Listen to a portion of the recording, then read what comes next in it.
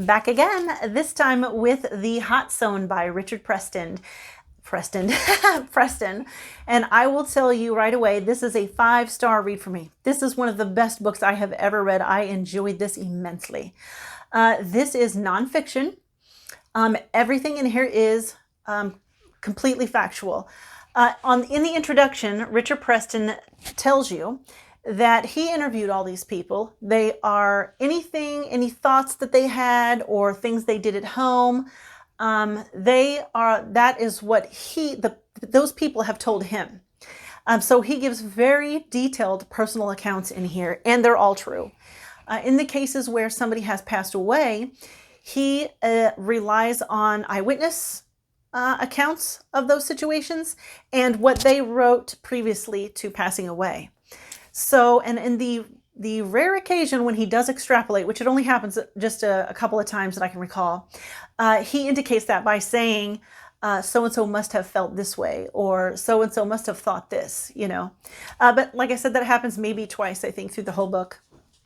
This reads like a fiction novel, really. Everything is real. Everything is 100% real. But he builds so much suspense for each situation that happens. And you're like extra worried about it because you know that it really happened. The people are real, you know, and you feel terrible when somebody dies because you know that they really did die. They were actual people and they really died in that way. So it's really, I thought it was really moving in that way. And I thought it was really well done. It reads like fiction, but it's nonfiction.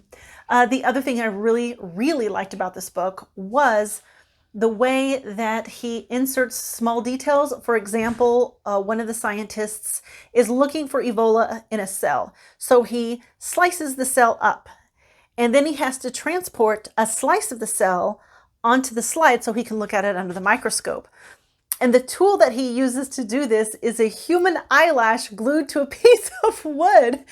And I just laughed and laughed when I read that because it was just so funny that that's what he was using. But at the same time, obviously, they did not make a tool that would be appropriate for that use. And so the scientists, I imagine, are often having to improvise and make up tools for the situations as they encounter them.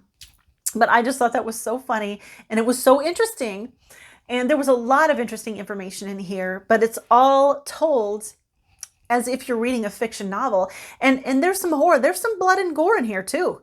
And it's no joke. And it's something like what you would read in a horror novel, only it really happened. It really happened. So yeah, I really, really, really enjoyed this book. I love the way that this author writes these accounts. It's just wonderful.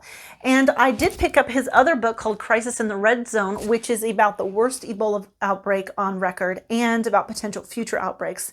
He's also written several other books, a couple of which I do intend to purchase and read. And for all I know, I might actually read all of his books. I'm not sure. I haven't decided that yet. But there are 2 for sure that I know that I'm also going to pick up. So yeah, I highly recommend this book for just about anybody. I can't think of anybody who wouldn't enjoy this book.